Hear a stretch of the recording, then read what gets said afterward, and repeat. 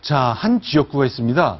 섬이 109개나 있는 지역이 있다네요. 저도 이번에 처음 알았습니다. 그래서 비만 오면 몇 분 만나러 갔다가 1박 2일 신세 져야 되는 곳인데 과연 어떤 곳인지 지도를 하나 보면서 이 곳을 좀 소개를 시켜드리겠습니다. 지도 한번 준비했습니다. 네. 이번에는 전남 해남 완도 진도 지역구인데요. 이 네. 선거구에만 섬만 109개입니다. 완도 진도가 큰 섬인데 여기는 이제 다리가 다 이어져서 연육교가 생겼기 때문에 완전한 섬이라고 볼 수는 없게 됐고요. 그 밖에 작은 섬들이 여기 지도에 보시더니 굉장히 많이 있습니다. 이런 유권자들이 계신 곳을 후보들이 참 놓치기 어려운데 여러 가지 좀 어려움이 있을 것 같습니다. 그런데 어떤 좀 특징이 있는지 모르겠네요. 저희가 그래서요, 그 더민주의 김영록 후보와 저희가 오후에 전화로 인터뷰를 했습니다. 이것을 많이 누벼야 하거든요. 뭐 다른 당도 마찬가지겠죠. 새누리당과 국민의당 그리고 기타 후보들도 마찬가지일 텐데 이런 것을 유시하시는 분들은 어떤 생각일까요? 저희가 들어봤습니다. 한번 타고 들어가면은 또 나올 때까지 시간이 많이 걸리고, 그때는 들어갈 때는 좀 파도가 있었는데, 나올 때는 더 파도가 심하게 바람이 일고 그래서 통제되는 거 아니냐? 통제되면 또 하룻밤 거기서 섬에서 먹어야지 나올 수 없는 상황이 되지 않아요? 해남진도 완도가 바다까지 합치면 서울시 면적이 16배예요. 하루에 섬을 두 군데 간다 하면은, 4시간 이상이 걸릴 수 있고.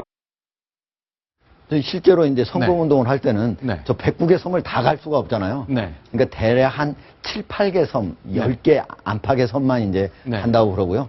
실은 이제 저기보다 더 섬 많은 곳은 네. 신안군입니다. 신안군은 보통 네. 얘기할 때 1004개의 섬이 있다고 해서 천사섬이라고 네. 얘기를 하는데요. 네. 그 중에 유인도만도 70여 개가 된다고 그러니까 네. 저기에 유인도 여기는 유인도가 109개입니다. 예, 유인도가 109개면 이제 신안군 하나보다는 3개를 합치면 더 많은 거죠, 예. 네. 네. 자, 그러면요. 자, 역시 이렇게 아까 제가 통화를 해보니까 유인도가 109개가 있는 이곳에 그리고 면 단위의 섬들이 한 13개 가까이 되니까 그런 곳은 다 가야 되고 아닌 것도 다 가겠다고 하는데 일단 하루 자고 와야 되는 상황도 있으니까 여러 가지 좀 애로가 많습니다. 그렇죠. 후보자들은 네. 평소에 이미 지역구 관리를 할 때 네. 작은 섬들은 미리 가고요. 네. 이렇게 이제 선거 운동하는 기간이 아주 짧지 않습니까? 2주 정도로. 짧기 때문에 이때는 매우 큰 섬만 이제 다닌다고 그럽니다. 네, 지금 보이는 김영록 의원인데 저렇게 이제 악전고투하는 상황, 뭐 모든 후보가 마찬가지겠습니다만 김영록 후보의 육성으로 저희가 좀 들어봤습니다. 자, 다음 이번에는 굉장히 넓은 곳 하나 또 가보겠습니다. 전국에서요 제일 넓은 지역구입니다. 강원, 네. 홍천, 철원, 화천, 양구, 인제 지역구인데요. 군이 5개군요. 5개인데요. 네. 서울에요 10배예요 넓이가. 네. 땅덩이 넓이가 서울의 10배에 육박해서 네. 5,697제곱킬로미터에 대한 그 정도의 넓이인데요. 그러니까 하루에 300km 이상씩 네. 이동을 해야 되니까 얼마나 힘들까요? 그러면 가장 그 전국에서 네. 작은 지역구는요, 동대문. 면적이 작은 지역. 면적이, 네, 가장 좁은 지역구는 동대문, 서울 동대문 을인데요. 네. 여기는 6제곱킬로미터. 가로로 2km, 세로로 3km쯤 되는 그 하루에 면적이 있는 그렇죠. 곳인데. 다 돌아볼 수 있어요. 가장 선거운동하기가 쉬운 곳이에요. 네. 그러니까 그 대신 예를 들어서 양당 후보가 맨날 네. 마주치기 굉장히 좋은 곳이죠.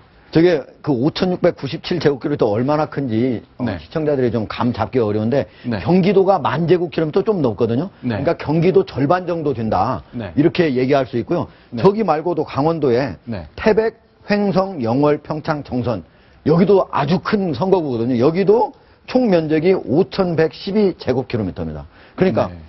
경기도의 절반인 선거구가 강원도에는 2개나 있다. 이렇게 네. 볼 수가 있는 거죠.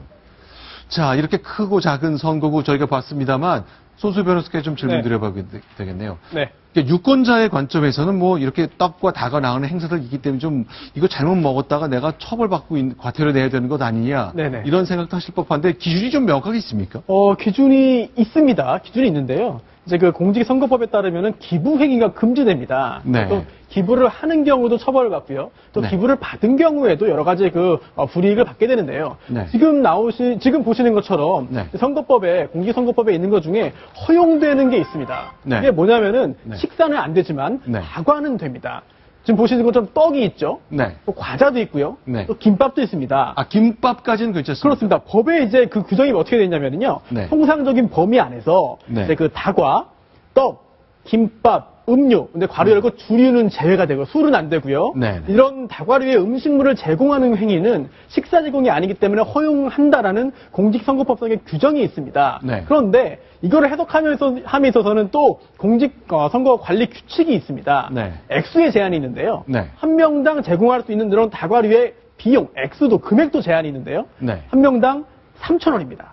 김밥 한 줄까지는 네. 딱 그 정도겠네요. 네, 한 명당 그런 또 과자라든지 이런 거 떡 같은 게 3,000원이고요. 또 음료는 또 1,000원 이하거든요. 이걸 네. 넘으면 안 되는 그런 규정이 있습니다. 네. 만약에 넘었다 했을 경우에는 공직선거법 위반이기 때문에 처벌 대상이 됩니다.